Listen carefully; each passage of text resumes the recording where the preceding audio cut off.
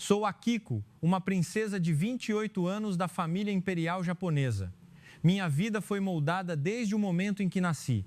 Cada passo deve ser perfeito, seguindo o rigoroso protocolo da corte, desde a maneira de andar e falar até o sorriso, que deve atingir um nível de decoro preciso, nem de mais nem de menos. Cresci no silêncio do palácio, cercada por antigas muralhas de pedra e jardins meticulosamente podados. Tudo no meu Japão é ordem, precisão e uma elegância herdada ao longo de séculos.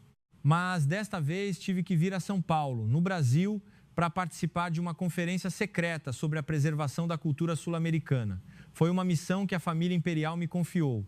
Como jovem representante da linhagem, eu não me voluntariei. Na verdade, eu mal queria ir. O Brasil, aos meus olhos, era um país caótico, repleto de multidões, engarrafamentos e um ar quente e úmido que causava uma sensação pegajosa.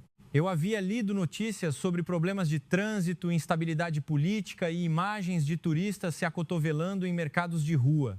Não era um lugar digno de um membro da realeza como nós. Nosso Japão tem um sistema de transporte pontual ao segundo, uma limpeza impecável e uma paz que acalma a alma. Lá, eu não conseguia imaginar o que teria que enfrentar. O jato imperial aterrissou no aeroporto de Guarulhos no final da tarde. O ar quente e abafado me atingiu assim que a porta do avião se abriu. Senti como se tivesse levado um tapa no rosto. A umidade no ar fez meu cabelo, cuidadosamente penteado, começar a frisar. Reclamei silenciosamente na mesma hora. Como pode ser tão quente? Em Tóquio, mesmo no verão, há uma brisa fresca vinda do mar. Aqui parecia que eu estava dentro de um forno. Coloquei meus óculos de sol e segui minha comitiva. A limusine preta e reluzente já estava esperando. Um funcionário do hotel veio nos receber, sorrindo e curvando-se com uma atitude educada. Mas eu ainda me sentia desconfortável. Tudo era estranho demais. No caminho para o hotel, o trânsito estava completamente parado. Olhei pela janela e vi os motoboys zigue-zagueando entre os carros, o som das buzinas era ensurdecedor e a fumaça dos escapamentos pairava no ar. Suspirei profundamente.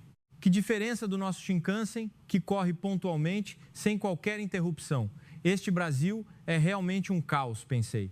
Como um país em desenvolvimento como este pode organizar uma conferência de alto nível? Eu já imaginava que haveria pequenos problemas durante toda a viagem, como quedas de energia ou serviço lento, mas eu tinha que ser paciente por causa da minha responsabilidade real. O hotel em que me hospedei era um luxuoso 5 estrelas ao lado do Parque Ibirapuera, com uma suíte espaçosa decorada com uma mistura de arte brasileira e design moderno. Sentei-me no sofá, tirei os sapatos e olhei para a vista serena do parque. Do lado de fora, ouvi o barulho de um helicóptero, talvez um tour turístico, passando. O som do motor era alto. Balancei a cabeça. Mais desordem, pensei. Peguei meu telefone para verificar e-mails da família imperial.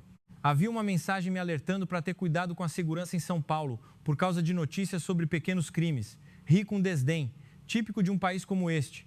Naquela noite, tive uma reunião a portas fechadas com delegações de outros países em uma sala privada do hotel. Tudo correu bem, mas eu ainda me sentia solitária naquele espaço. Após a reunião, decidi dar um passeio pelo hotel para relaxar. Meus acompanhantes se ofereceram para me seguir, mas recusei. Eu queria ficar um pouco sozinha. Vesti um casaco leve e saí para o saguão. O hotel estava brilhantemente iluminado. Os funcionários sorriam e me cumprimentavam em um português misturado com inglês. Acenei com a cabeça e fui para o jardim ao lado do hotel. De repente, a limusine que estava estacionada do lado de fora ligou o motor e partiu. Fiquei em pânico. Meu carro! Corri atrás, mas já era tarde demais. O carro desapareceu na noite. Peguei meu telefone para ligar para o motorista, mas estava sem sinal, sem serviço. Fiquei parado em frente ao hotel. Meus acompanhantes estavam lá dentro. Não me atrevi a gritar por ajuda, com medo de perder a compostura. Eu sou uma princesa, não uma pessoa comum para entrar em pânico no meio da rua. Olhei ao redor. A rua estava escura, iluminada apenas pelas luzes de alguns food trucks na calçada. Eu não conhecia o caminho, nem mesmo sabia o nome completo do hotel. As palavras em português nas placas pareciam caracteres misteriosos. Comecei a me sentir desesperada. Este Brasil é realmente perigoso, pensei. Por que o carro desapareceu assim? Talvez o motorista tenha entendido mal ou pior, o carro foi roubado. Fiquei imóvel, o ar quente e úmido fazendo o suor escorrer pelo meu corpo. Senti-me abandonada no meio de uma selva. Decidi voltar para o hotel. mas a porta lateral pela qual saí estava trancada. Eu teria que dar a volta pela frente, o que significava caminhar um trecho pela rua escura. Meu coração batia forte. Eu nunca estive em uma situação como esta. No Japão, tudo é seguro, com câmeras de vigilância em todos os cantos. Mas aqui, ouvi o latido de um cachorro ao longe e o som de uma moto acelerando. Abracei-me com força e apressei o passo. E então, o inacreditável aconteceu. Tropecei em uma pedra solta na calçada e caí no chão. Meu joelho ralou, o sangue começou a escorrer, minha bolsa caiu da minha mão e meu telefone voou para longe. Geme baixinho de dor e medo. Ninguém vai me ajudar, pensei. Que país. Mas então, um homem em uma moto que passava parou imediatamente, desceu e me ajudou a levantar. Ele falou em um inglês com forte sotaque. You okay, madam? Hurt much? Você tá bem, moça? Machucou muito? Olhei para o rosto dele. Era um cidadão comum vestindo uma camiseta e bermuda, mas seus olhos estavam cheios de preocupação.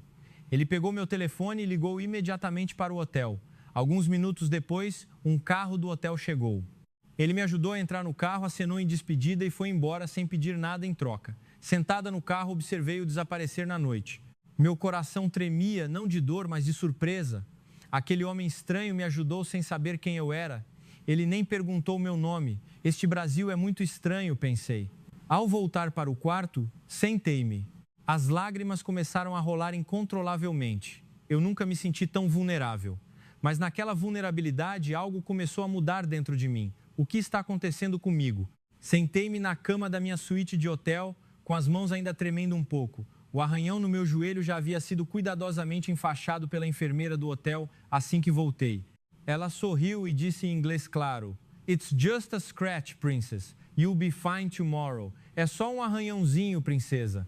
Amanhã estará ótima. Ela aplicou um antisséptico e ainda perguntou: Do you want something to eat? A little pão de queijo, perhaps? A senhora gostaria de comer alguma coisa? Um pão de queijo quentinho, talvez? Balancei a cabeça negativamente, mas por dentro estava surpresa. Ela não sabia quem eu era, mas cuidou de mim como se eu fosse da família. Naquela noite não consegui dormir. A imagem do homem na motocicleta me assombrava. Ele me ajudou sem esperar nada em troca e depois desapareceu na noite. Eu costumava pensar que os brasileiros eram pessoas que se aproveitavam dos turistas com base nas notícias que eu lia, mas esta noite contradizia tudo em que eu acreditava. Levantei-me, abri meu laptop e pesquisei sobre a vida noturna de São Paulo. Os resultados da busca diziam que São Paulo era uma das cidades mais vibrantes e que, com os devidos cuidados, era possível aproveitá-la, especialmente em áreas turísticas. Ri de mim mesma. Segura? Eu acabei de cair e perder meu carro. Na manhã seguinte, acordei cedo para me preparar para a reunião. Minha comitiva veio se desculpar pelo incidente com a limusine na noite anterior. O motorista entendeu mal, pensando que eu já havia entrado no carro e por isso partiu. Acenei com a mão dizendo que estava tudo bem, mas por dentro ainda estava abalada com o evento da noite anterior. Decidi não usar mais o carro particular. Eu iria experimentar o sistema de transporte público do Brasil para provar que era tão caótico quanto eu pensava.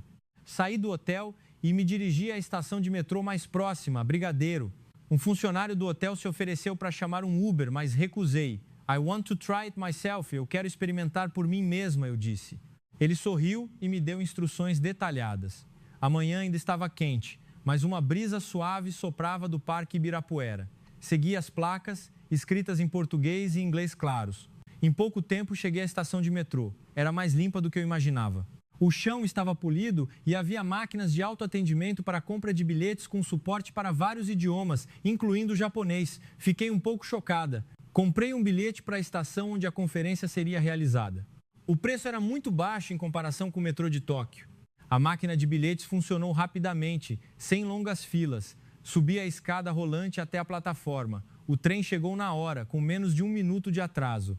Dentro do vagão, o ar-condicionado tornava o ambiente fresco e agradável. Os assentos estavam limpos, sem cheiro de mofo. Os passageiros formavam uma fila organizada, sem o empurra-empurra que eu temia. Fiquei de pé, segurando na barra de apoio, e olhei pela janela. Vi São Paulo de cima, arranha-céus imponentes intercalados com edifícios históricos. Era mais bonita do que eu pensava. Comecei a me perguntar por que eu tinha um preconceito tão grande. Mas então, o primeiro ponto negativo realmente apareceu. Quando o trem chegou a uma estação, as portas se abriram e as pessoas saíram apressadamente. Fui levemente empurrada e minha bolsa quase caiu da minha mão. Reclamei por dentro. O trânsito na superfície já é um caos e no metrô também é confuso. Este Brasil realmente gosta da desordem. Desci na última estação e fui para a rua principal procurar um Uber para o local da conferência. Mas os taxistas tradicionais se recusaram a me levar, dando a desculpa do trânsito. Fiquei um pouco irritada. Então, um homem que também esperava por um carro se virou para mim e disse: "Onde a senhora vai?" "Se o trânsito estiver ruim, eu chamo um Uber para a senhora. É bem rápido." Ele pegou o celular, abriu o aplicativo da 99 e em 3 minutos o carro chegou. O carro era limpo, o ar-condicionado estava gelado, o motorista era educado, falava um pouco de inglês e, o mais importante, a tarifa era muito mais barata que a da limusine do dia anterior. No caminho, o motorista puxou conversa. "A senhora é do Japão, né? Seja bem-vinda. São Paulo tem muito trânsito, é verdade, mas a gente tem muitas opções." Ele sorriu pelo espelho retrovisor. Perguntei sobre os engarrafamentos. Ele explicou que os aplicativos ajudavam muito a resolver o problema e que também havia os mototáxis por aplicativo, seguros para distâncias curtas. Fiquei chocada ao ouvir aquilo. Esse sistema era mais moderno do que eu pensava. No Japão, temos táxis caros que precisamos chamar na rua, mas aqui bastava um aplicativo para resolver tudo. O carro chegou ao local da conferência na hora. Desci, agradeci ao motorista. Ele fez uma pequena reverência e partiu. Fiquei parado em frente ao prédio. O problema de trânsito que critiquei esta manhã foi resolvido com tecnologia, de forma rápida e acessível. Entrei na sala de reuniões ainda confusa. A reunião começou. As delegações de outros países estavam todas presentes. Sentei-me e ouvi a apresentação sobre preservação cultural, mas minha mente vagava para os eventos da manhã. Durante o intervalo, saí para tomar um ar. Uma mulher da delegação da Indonésia veio me cumprimentar. "Você é a princesa do Japão, não é? Eu vi você chegando de metrô hoje de manhã. Muito prático, não acha?" Sorri sem graça. "Sim, não esperava que fosse tão bom." Ela riu. As pessoas geralmente pensam que o Brasil é caótico, mas na verdade o sistema de transporte aqui é muito avançado, especialmente para quem não conhece a cidade. Concordei com a cabeça, mas por dentro comecei a ficar perplexa. Porque tudo contradizia meus preconceitos. Naquela tarde, após a conferência, decidi explorar mais. Peguei o metrô até um shopping center próximo para comprar lembranças. Entrei no shopping JK Iguatemi, que tinha uma conexão direta com a estação de metrô. Eu já tinha ouvido esse nome em folhetos turísticos, mas pensei que fosse apenas um shopping comum para turistas. Mas quando entrei, tive que parar. O shopping era vasto, brilhando com luzes de LED que mudavam de cor ao som de uma música suave. O piso de mármore polido refletia a minha própria imagem. Havia uma fonte no meio, com a água subindo e descendo como em um balé. Olhei ao redor para as lojas de grifes internacionais de luxo alinhadas. Gucci, Louis Vuitton, Chanel, tudo era tão sofisticado quanto o bairro de Ginza, em Tóquio. Continuei até a praça de alimentação. Havia uma enorme área de alimentação com comidas de todo mundo. Mas o que me atraiu foi um quiosque de comida brasileira tradicional, com um chefe preparando pratos frescos bem na minha frente. O aroma de feijoada pairava no ar. Senti um pouco de fome e decidi pedir um prato. Apontei para o menu. A atendente sorriu e disse em um português misturado com japonês: "Feijoada? Sem muita pimenta, né?" Fiquei espantada. Como ela sabia japonês? Ela explicou que havia trabalhado no Japão por alguns anos e depois voltou porque o Brasil era melhor, mais perto de casa. A comida foi servida muito rapidamente. O sabor era rico, mas delicado. Enquanto comia, pensei: o serviço aqui é mais perfeito do que eu imaginava. Todos os funcionários sorriam, ansiosos para ajudar, sem que eu precisasse pedir. Mesmo quando derramei um pouco de água, um funcionário veio limpar imediatamente, sem reclamar. Depois de comer, subi para a livraria. Havia uma livraria enorme com uma seção de livros em japonês. Escolhi um livro e me sentei em um canto tranquilo. Mas então, uma nova surpresa veio. Levantei-me para ir ao banheiro. O banheiro do shopping era tão limpo quanto o de um hotel 5 estrelas. Havia uma faxineira de plantão em cada andar. Ela me cumprimentou com uma reverência quando entrei. Havia creme para as mãos, perfume e papel higiênico de alta qualidade, tudo de graça. Lavei as mãos, olhei no espelho e pensei comigo mesma: eu critiquei a limpeza do Brasil, mas este lugar é mais limpo do que alguns shoppings no Japão. Saindo do shopping, decidi passear pela noite nos arredores da Avenida Paulista. A avenida estava cheia de jovens vestidos na moda. A música ecoava das lojas e o cheiro de comida de rua estava por toda parte. Tive medo de estar em perigo, pois tinha ouvido falar de batedores de carteira. Mas continuei andando e ninguém me incomodou. Pelo contrário, um vendedor ambulante vendendo flores de ipê. O ipê é um símbolo do Brasil representando a resiliência. Sorriu para mim e perguntou: "Uma flor de ipê, moça? São lindas." Balancei a cabeça, mas ele continuou sorrindo. Sentei-me em um banco público, observando as pessoas ao redor. Famílias brasileiras passeando de mãos dadas, jovens tirando selfies, turistas estrangeiros sorrindo, todos pareciam felizes. Peguei meu telefone para verificar a hora. Eram 10 da noite, mas a rua ainda estava bem iluminada e segura. Eu costumava pensar que São Paulo à noite era muito perigosa, mas esta noite eu estava andando sozinha sem nenhum medo. Havia policiais turísticos patrulhando regularmente, falando inglês fluentemente. Voltei para o hotel de metrô. O metrô ainda estava funcionando normalmente, mesmo tarde da noite. Havia menos passageiros, mas ainda era ordenado. Sentei-me e olhei pela janela. Vi as luzes dos arranha-céus iluminando a cidade. Meu coração começou a se acalmar. Hoje, eu só encontrei coisas boas. O sistema de transporte conveniente, o shopping luxuoso, o calor humano e a segurança noturna que eu não esperava. Mas eu ainda me perguntava, talvez o que eu vi hoje seja apenas a parte boa do Brasil. Eu li tantas notícias negativas, problemas de trânsito, problemas sociais. Certamente deve haver um lado sombrio. Eu não deveria confiar tão facilmente. Eu sou uma princesa, devo ter discernimento. De volta ao hotel, tomei um banho e me deitei. O cansaço me fez adormecer. Mas em meu sonho, vi uma grande árvore de ipê amarelo no meio de São Paulo. Ela florescia, espalhando uma fragrância doce, como se estivesse me dando as boas-vindas. Na manhã seguinte, acordei ainda confusa. Hoje era o último dia da conferência. Levantei-me cedo e desci para o buffet de café da manhã do hotel. A comida era variada, com opções japonesas e brasileiras. Experimentei um pão de queijo brasileiro. O sabor era delicioso. A garçonete sorriu e perguntou: "Gostoso, né?" Concordei com a cabeça. Muito bom. Ela ficou feliz, como se tivesse recebido um elogio de um parente. Na reunião, apresentei sobre a preservação da cultura japonesa. As outras delegações elogiaram, mas uma representante do Brasil disse: "No Japão, vocês têm a cerimônia do chá, mas no Brasil temos o carnaval, uma beleza que não fica atrás." Ela sorriu e contou a história. Ouvi com grande interesse. Após a reunião, ela me convidou para ver um pequeno festival naquela tarde, mas recusei, pois teria que voltar para o Japão na tarde seguinte. Naquela tarde, caminhei pelo hotel novamente. Desta vez, notei uma pequena escultura de uma flor de ipê amarelo na entrada. Ela florescia, erguendo-se para o alto. Sorri inconscientemente. A flor de ipê, o símbolo do Brasil que eu havia ignorado. Naquela noite, sentei-me no meu quarto, olhando a vista do parque ao entardecer. O pôr do sol lançava um brilho alaranjado sobre a paisagem, cintilando. Suspirei. Este lugar não era nada do que eu pensava. Era limpo, ordenado, seguro e cheio de calor humano. Mas eu ainda não tinha certeza. Talvez eu só tenha tido sorte neste curto período. O Brasil certamente tem um lado sombrio que eu ainda não vi. Apaguei as luzes e fui dormir com pensamentos confusos. Eu não conseguia acreditar no que via. O que está acontecendo? Talvez eu estivesse errada desde o início, mas o primeiro capítulo ainda não tinha terminado.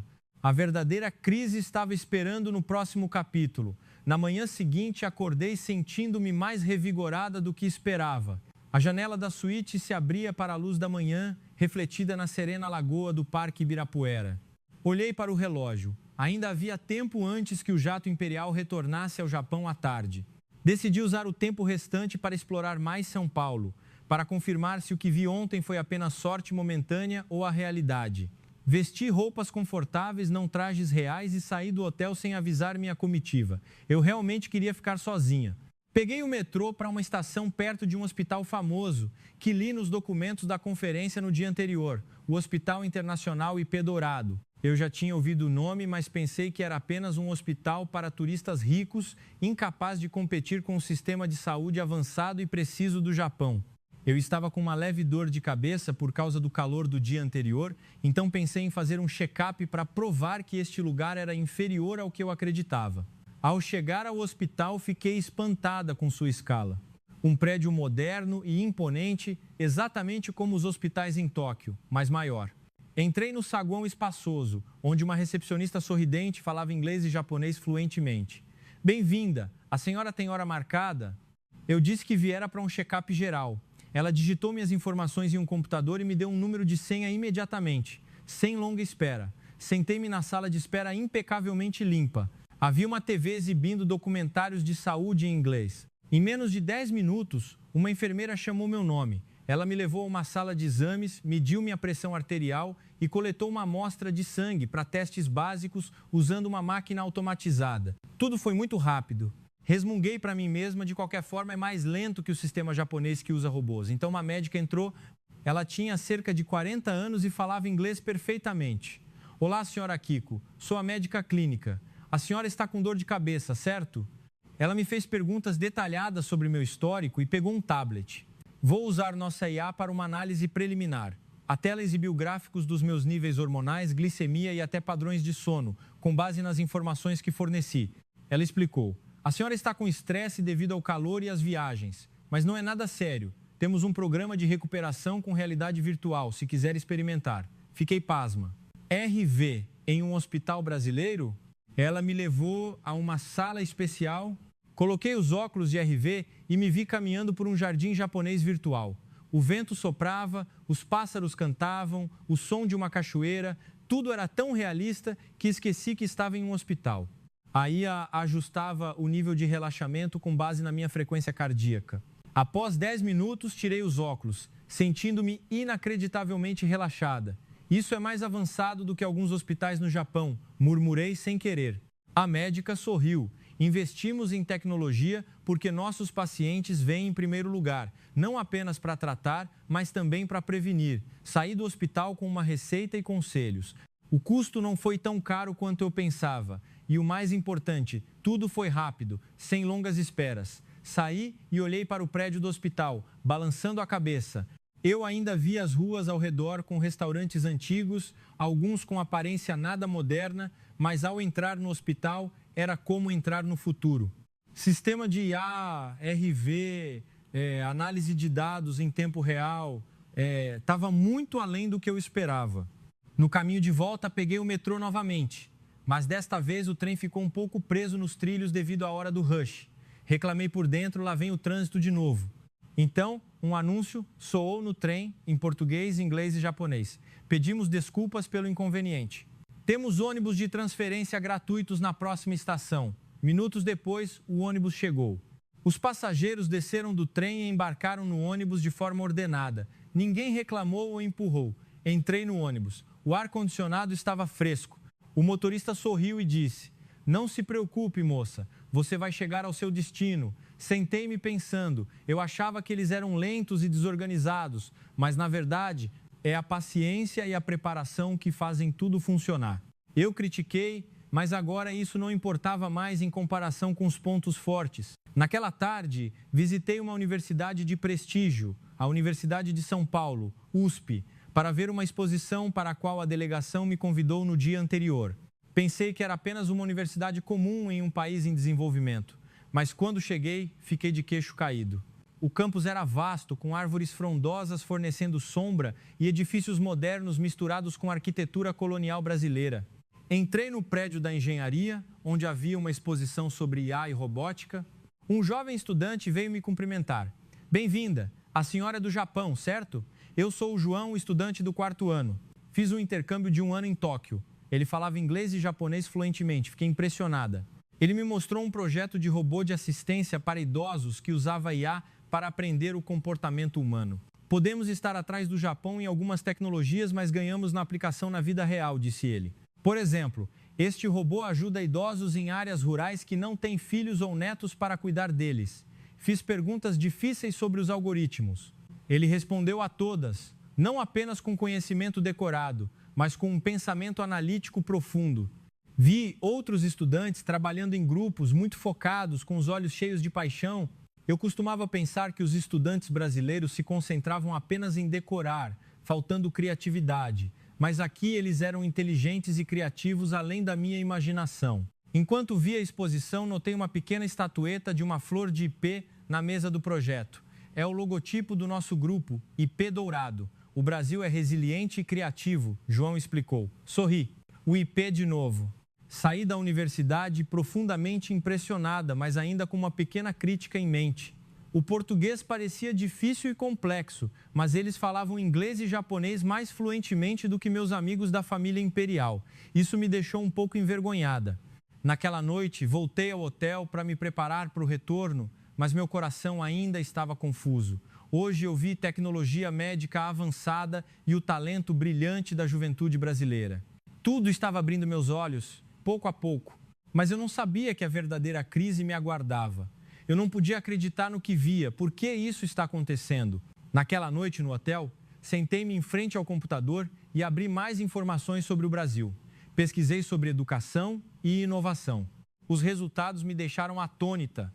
Muitas universidades brasileiras estavam nos rankings mundiais de tecnologia e medicina. Pesquisadores brasileiros ganhavam inúmeros prêmios internacionais e as startups em São Paulo e no Rio de Janeiro estavam crescendo tão rapidamente quanto as do Vale do Silício. Fechei o laptop e suspirei. Eu costumava pensar que o Brasil estava muito atrás do Japão, mas na verdade, em algumas áreas, eles estavam na frente. Na manhã seguinte, meu último dia antes de voltar, decidi explorar outro lugar que João havia recomendado no dia anterior, o Cubo Itaú, o Vale da Tecnologia de São Paulo. Peguei um táxi. No caminho, o trânsito estava engarrafado novamente. Reclamei por dentro, esse trânsito é realmente irritante. Mas o motorista de táxi riu. É só o trânsito da manhã, moça. Daqui a pouco melhora. Vou colocar uma música para a senhora. Ele colocou uma bossa nova suave e começou a conversar sobre futebol. Sorri sem graça, mas por dentro me senti mais relaxada. O engarrafamento que eu critiquei se tornou uma oportunidade para conversar com um morador local. Ao chegar ao centro de tecnologia, fiquei de queixo caído novamente. Não era apenas um prédio de escritórios, mas um ecossistema com espaços de coworking, incubadoras de startups e cafés modernos. As pessoas andavam de um lado para o outro, algumas com laptops, outras em reuniões em grupos ao ar livre.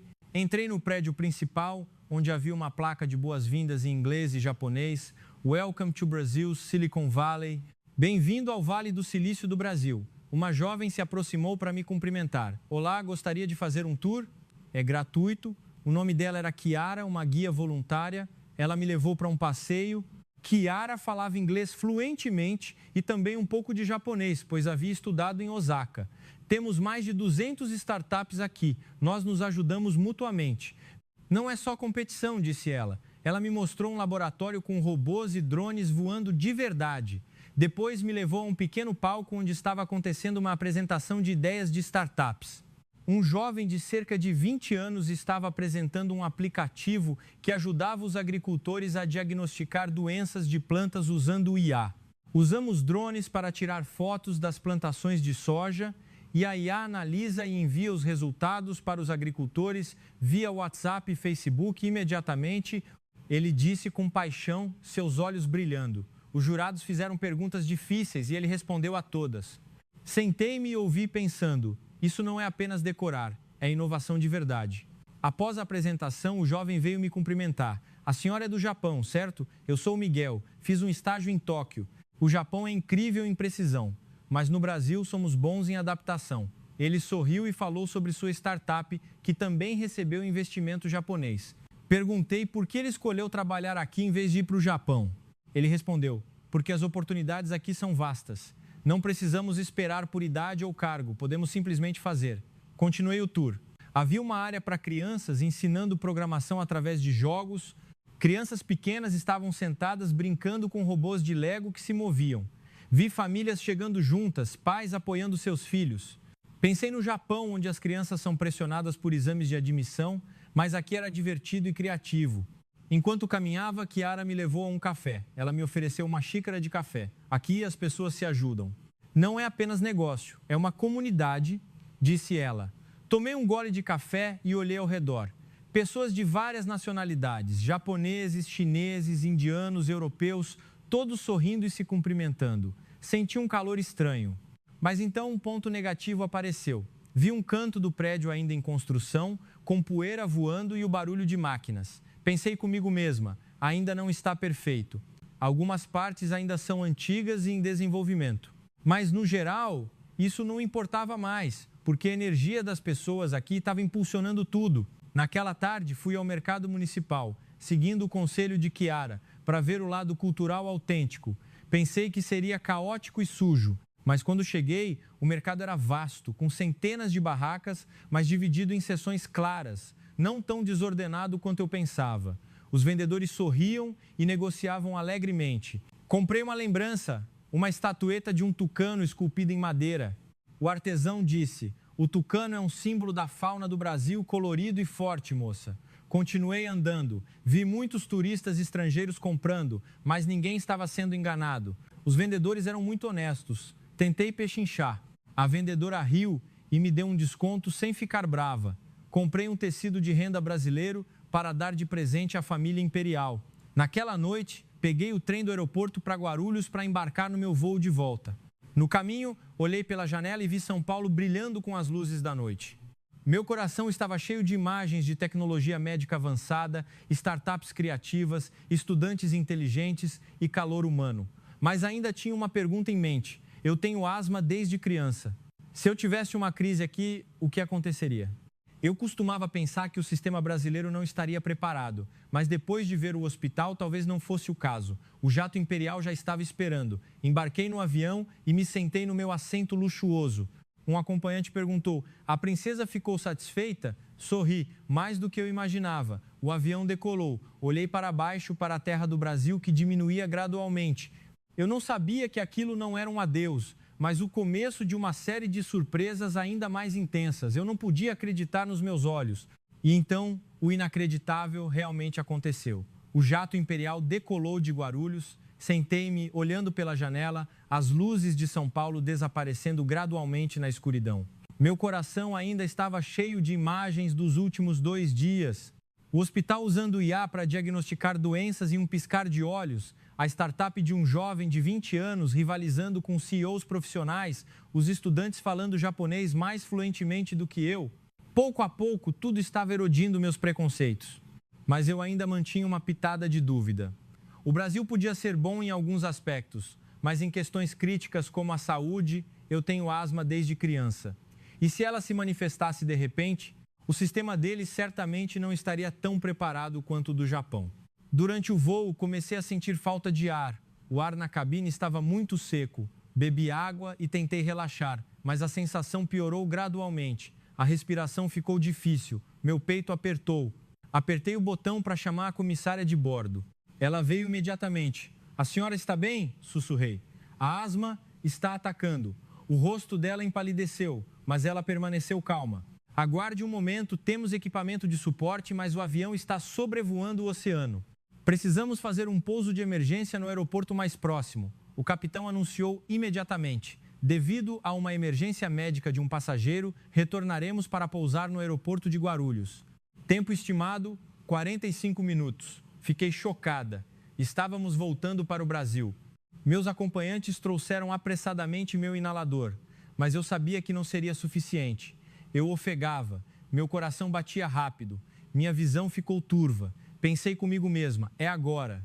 O Brasil vai se provar. Se o sistema não for bom, talvez eu não sobreviva. O avião pousou suavemente, a porta se abriu. Uma ambulância já estava esperando, com uma equipe médica completa. Fui levada para fora em uma maca. Um médico de máscara falou em inglês. "Nós conhecemos seu histórico médico pelo sistema. Asma com histórico de alergia a certos medicamentos, correto?" Assenti. Eles me deram uma injeção e oxigênio imediatamente, sem perguntas demoradas. Tudo foi rápido, como se tivesse sido ensaiado. A ambulância correu para o Hospital IP Dourado, o mesmo que eu havia visitado no dia anterior. A sirene soava alto, mas todos os veículos abriam caminho. Deitada, olhei para o teto da ambulância, o suor escorrendo pelo meu rosto, mas a equipe médica dentro do veículo usava um tablet conectado a dados em tempo real. O nível de saturação de oxigênio dela caiu. "Aumente o fluxo." Eles falavam como uma equipe, sem pânico. Ao chegar ao hospital, a sala de emergência já estava preparada. A médica do dia anterior correu até mim. "Senhora Kiko, temos seus dados em nosso sistema. A IA está analisando." Ela me deu uma injeção de um broncodilatador especial, ajustado geneticamente com base na amostra de sangue do meu exame anterior. Um monitor exibia um modelo 3D em tempo real dos meus pulmões.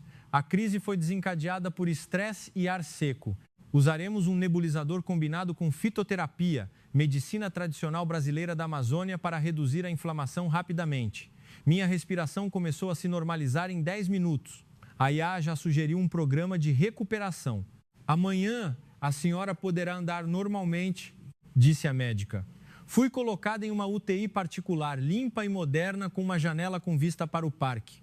A equipe de enfermagem se revezava, visitando-me a cada hora, dizendo palavras de conforto. Não se preocupe, nós cuidaremos bem de você. Naquela noite, deitada, refleti. Eu havia criticado o sistema brasileiro por ser lento e despreparado.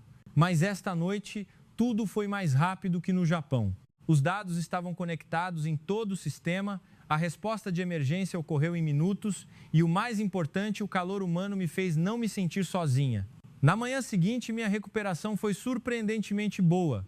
A médica veio com o tablet.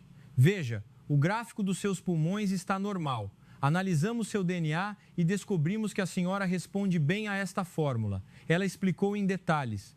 Perguntei, por que foi tão rápido? Ela sorriu. Usamos Big Data de milhões de pacientes. A IA aprende todos os dias e nossa equipe é treinada para emergências com estrangeiros. Consegui me levantar e andar. Meus acompanhantes chegaram, pálidos. Princesa, vamos voltar para o Japão imediatamente. Balancei a cabeça. Não, quero ficar e aprender mais. Saí do hospital agradecendo a equipe médica. Eles se curvaram, recusando qualquer gorjeta.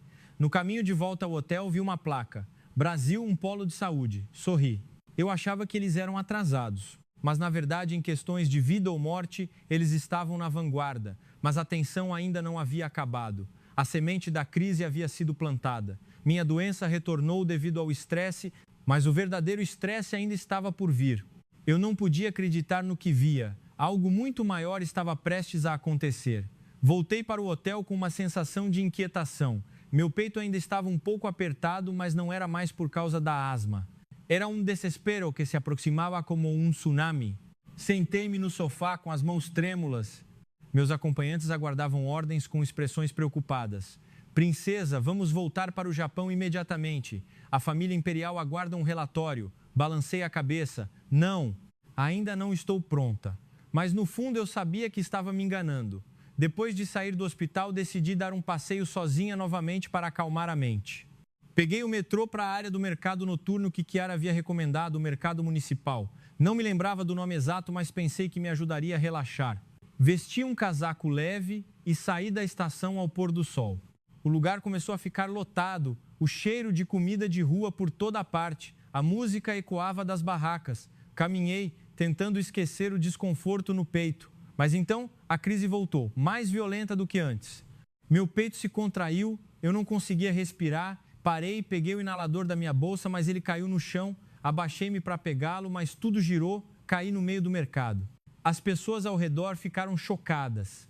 Alguém gritou por uma ambulância. Ouvi alguém gritar. Tentei dizer asma, mas minha voz saiu fraca. O caos tomou conta. As pessoas se aglomeraram. Deitada no chão, ofegante, minha visão ficou turva. Pensei, acabou. No meio deste mercado caótico, quem vai me ajudar? O sistema de emergência que elogiei esta manhã certamente não chegará a tempo. Senti um desespero absoluto. As lágrimas rolaram. Sou uma princesa, por que tenho que morrer aqui? Mas então, o inacreditável aconteceu. Um vendedor ambulante de sucos me viu. Ele gritou, é asma, liguem para o 192, rápido. Ele se ajoelhou ao meu lado, me deu um inalador que ele tinha à mão, pois seu filho também sofria da doença. As pessoas ao redor não se aglomeraram, mas ajudaram a abrir caminho. Uma jovem ligou para a emergência. Localização, mercado municipal, perto do balcão de frutas, paciente com crise de asma grave. Ela falou claramente, enviando a localização por GPS imediatamente. Em menos de 4 minutos, a ambulância chegou, com a sirene soando. A equipe médica saltou para fora, carregando todo o equipamento necessário. Nós conhecemos o histórico dela pelo sistema do Hospital IP Dourado. Os dados já estão todos conectados, disse o líder da equipe. Eles me deram uma injeção, oxigênio e usaram um desfibrilador para verificar meu coração. Tudo foi muito profissional. Minha respiração melhorou, mas eu ainda estava fraca. O mercado que eu achava caótico se transformou em uma rede de resgate. O vendedor fechou sua barraca para ajudar a carregar a maca. Outros comerciantes ajudaram a me colocar na ambulância. A polícia turística chegou para controlar a multidão e abrir caminho. Ninguém ficou filmando ou olhando. Todos ajudaram, como se eu fosse um membro da família. A ambulância correu para o hospital, desviando do trânsito com um sistema de semáforos que ficava verde automaticamente. Dentro da ambulância, a equipe médica usava um tablet. A IA está sugerindo uma fórmula de medicação específica para o DNA dela. Injetem agora. Eles me explicaram mesmo eu estando ofegante. Não tenha medo, treinamos para essa situação todos os meses. Chorei, não de dor, mas de emoção. Ao chegar ao hospital, a sala de emergência estava pronta novamente. A médica do dia anterior correu até mim. Senhora, a Kiko, estávamos rastreando você pelo GPS do seu celular. Ela deu ordens à equipe para usar um nebulizador de ervas, um nebulizador fitoterápico combinado com esteroides, ajustado de acordo com gráficos em tempo real. Uma tela grande exibia meus pulmões em 3D. A inflamação diminuía diante dos meus olhos. Em 20 minutos eu estava respirando normalmente. Fui colocada na UTI mais uma vez, mas desta vez não senti medo. A equipe de enfermagem se revezava para me confortar. A senhora é muito forte, superou a crise, perguntei por que foi tão rápido. Ela respondeu: o sistema IP Dourado do Brasil conecta hospitais, aeroportos, mercados e até os aplicativos nos celulares das pessoas. A IA prevê e envia equipes com antecedência. Já salvamos inúmeras vidas como a sua. Naquela noite, meus acompanhantes chegaram pálidos. Princesa, a família imperial ordenou que voltemos imediatamente. Mas eu balancei a cabeça e disse: estou segura e preciso aprender mais. Olhei pela janela e vi a escultura da flor de ipê no jardim do hospital. Ela se erguia como se estivesse me encorajando. Todas as críticas que eu já tive, o trânsito, o caos do mercado, o ar quente, a dificuldade do português, desapareceram. O sistema de resgate rápido, o calor humano de estranhos, a tecnologia superior, me fizeram ver que todas aquelas fraquezas não importavam. Chorei sozinha no quarto, lágrimas de vergonha. Eu fui tão arrogante. O Brasil não era atrasado. Em questões de vida e humanidade, eles eram maiores do que eu jamais soube.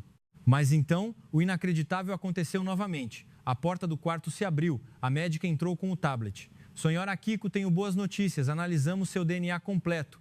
A senhora tem um gene que responde excepcionalmente bem a um tratamento que combina a medicina tradicional brasileira com a tecnologia moderna. Se ficar mais um dia, podemos curá-la, definitivamente em 90%. Fiquei de queixo caído. A crise que pensei que me mataria se tornou uma oportunidade para uma cura definitiva. Eu não podia acreditar no que via. E então, o inacreditável realmente aconteceu. Deitei-me em silêncio na cama do hospital, olhando para o teto branco e limpo que refletia a suave luz da manhã. O peito que estava tão apertado na noite anterior, agora respirava livremente, como se nunca tivesse tido uma crise. A equipe médica se revezava para me visitar a cada hora. Uma enfermeira sorriu e colocou um copo de água com limão e mel ao lado da minha cama. Beba, moça. Ajuda a desintoxicar e a relaxar os pulmões. Ela falou com uma voz gentil, como a de uma irmã mais velha. Tomei um gole e me senti instantaneamente revigorada. A médica-chefe entrou com o tablet, exibindo o gráfico dos meus pulmões em um verde vibrante. Parabéns, sua recuperação foi 90% mais rápida do que a IA previu. A inflamação desapareceu. Ela se sentou ao lado da minha cama, olhando diretamente nos meus olhos, muito séria. Ontem à noite, a senhora superou um ponto crítico graças ao nosso sistema. Mas, mais importante, foi a sua força de vontade. A senhora não entrou em pânico total, o que ajudou a medicação a fazer efeito. Meus olhos se encheram de lágrimas. Eu pensei que ia morrer naquele mercado. Fiquei com tanto medo, minha voz tremeu. A médica sorriu e segurou minha mão gentilmente. Aqui ninguém morre sozinho. O mercado que a senhora achava caótico é, na verdade, uma rede de vida. Os brasileiros sempre se ajudam, não por obrigação, mas por calor humano. Ela fez uma pausa. Sabe, nosso sistema IP Dourado conecta dados de hospitais, aeroportos, polícia e até mesmo dos aplicativos nos celulares das pessoas. Quando a senhora caiu, os aplicativos das pessoas ao redor enviaram um sinal automaticamente. Chegamos em 4 minutos. Fiquei em silêncio. A imagem do mercado noturno passou pela minha mente. O vendedor me dando o inalador, os outros comerciantes abrindo caminho, a polícia controlando a multidão. Nenhum deles sabia que eu era uma princesa, mas me ajudaram como se eu fosse da família. Eu critiquei o caos deles, mas naquela noite o caos se tornou força. Muito obrigada, eu disse com a voz embargada. A médica assentiu. Não precisa agradecer, é o que fazemos todos os dias. Ela se levantou.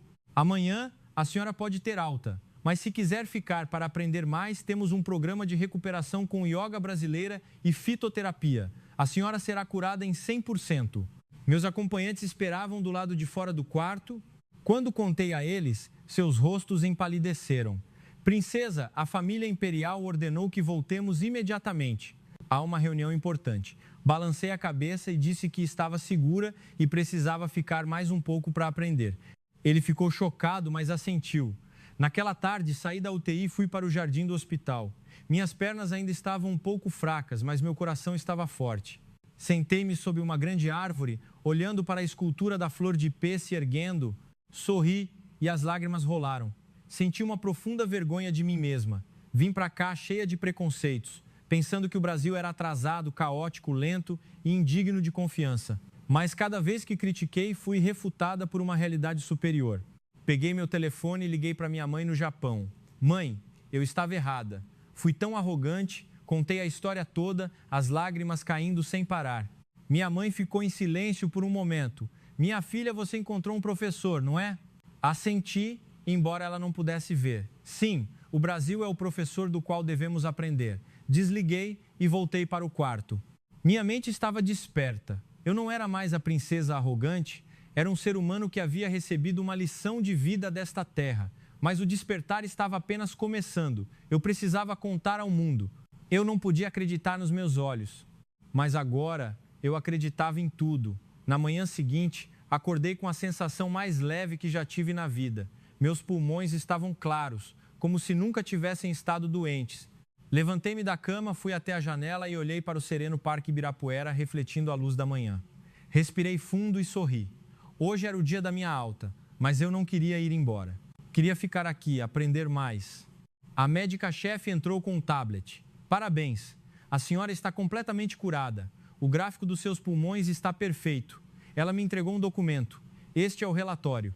Analisamos seu DNA completo. O gene que causa a recorrência da asma foi tratado com uma fórmula de fitoterapia brasileira combinada com terapia gênica. A senhora não terá mais crises se mantiver um estilo de vida saudável. Fiquei de queixo caído. Terapia gênica no Brasil? Ela sorriu. Sim, estamos à frente de muitos países asiáticos. Investimos em pessoas e tecnologia pela vida, não pela fama. Abracei-a sem pensar. Obrigada. A senhora salvou minha vida. Ela riu suavemente. Não fui só eu. Foi toda a equipe e o calor humano daquele mercado. Minhas lágrimas rolaram. Eu achava que eles eram lentos e desorganizados. Mas, na verdade, era uma precisão que vinha do coração. Arrumei minhas coisas, me preparando para sair do hospital. Meus acompanhantes estavam prontos, mas eu disse que ficaria mais um dia para agradecer a todos. Ele assentiu. Entrei em uma pequena sala de reuniões do hospital, onde a equipe médica estava reunida. Fui para frente e falei com voz firme. Eu sou Akiko, da família imperial do Japão. Vim para cá com arrogância, pensando que o Brasil era atrasado. Mas vocês me provaram que eu estava errada. A sala ficou em silêncio. Fiz uma pausa, as lágrimas caindo. O Brasil é o professor do qual devemos aprender. Nossa arrogância foi grande demais. O sistema de saúde, o calor humano, a tecnologia que salva vidas. É superior ao que já vi no Japão muitas vezes. A equipe médica aplaudiu. Um médico disse, obrigado, mas ainda estamos nos desenvolvendo. Não somos perfeitos. Sorri.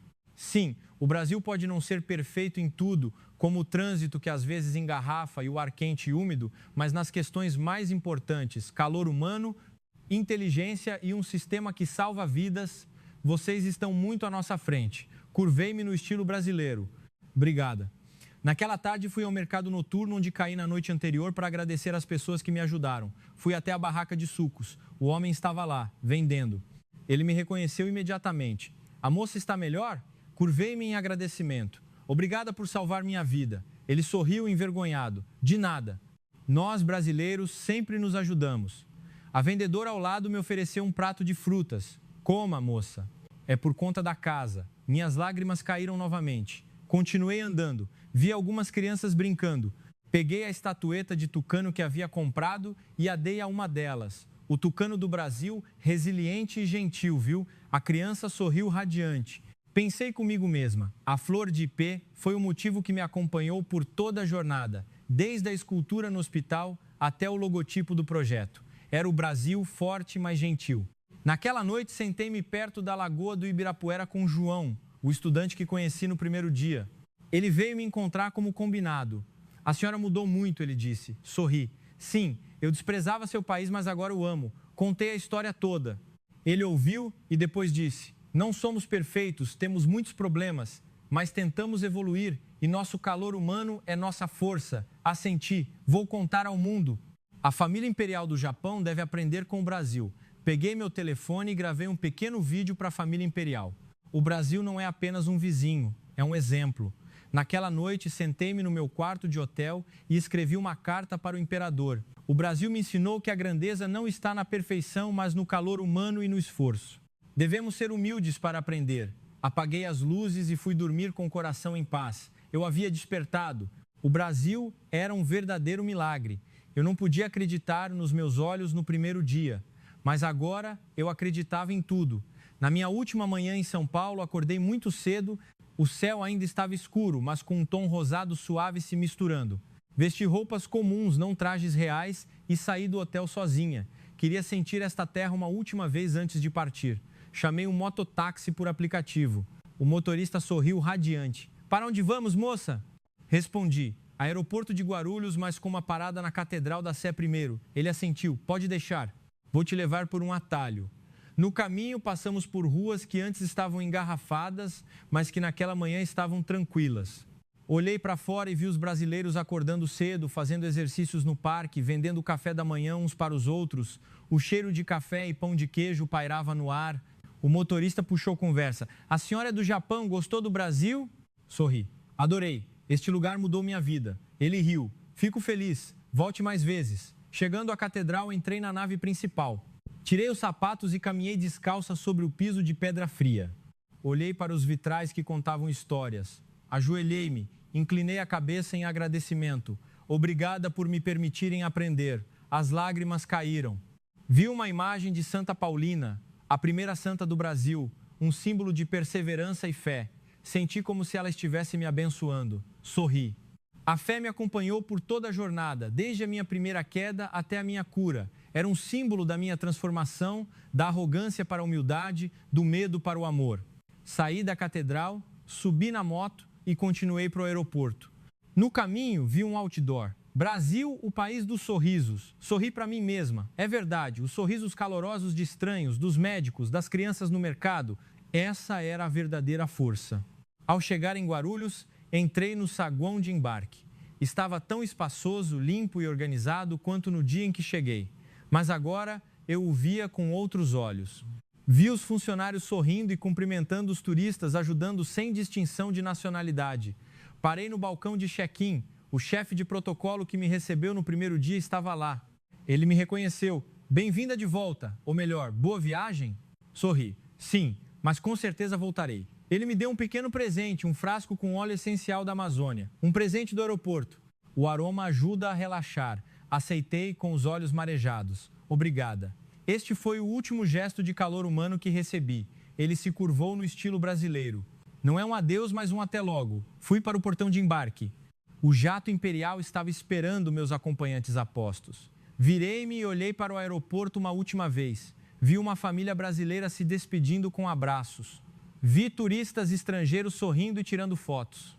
Vi um sistema que funcionava como um relógio, mas cheio de coração. Embarquei no avião e me sentei. Peguei o óleo essencial e cheirei. A fragrância suave acalmou meu coração. O avião decolou. Olhei para baixo, para a terra do Brasil, que diminuía gradualmente. São Paulo brilhava, mesmo de manhã cedo. Suspirei. Não com arrependimento, mas com uma sensação de plenitude. Peguei meu diário e escrevi uma carta para a família imperial. O Brasil não é um país perfeito, tem engarrafamentos, um clima quente, pequenos problemas, mas nas coisas mais valiosas, calor humano, inteligência e um sistema que salva vidas, eles são maiores do que nós. Devemos aprender com eles com humildade. O avião voou através das nuvens. Olhei para a estatueta de tucano que comprei no mercado. Ela parecia sorrir na minha mão. Sorri de volta. o Tucano, o IP, a fé, os motivos que me acompanharam. Desde o primeiro dia em que caí até hoje, quando me levantei firme, era o Brasil, forte em sua gentileza.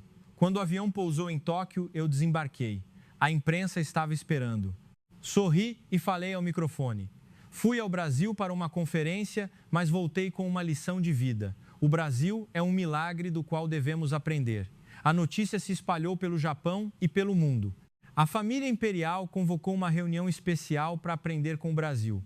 Tornei-me a ponte entre as duas nações e sabia que voltaria ao Brasil não como uma princesa, mas como uma humilde estudante.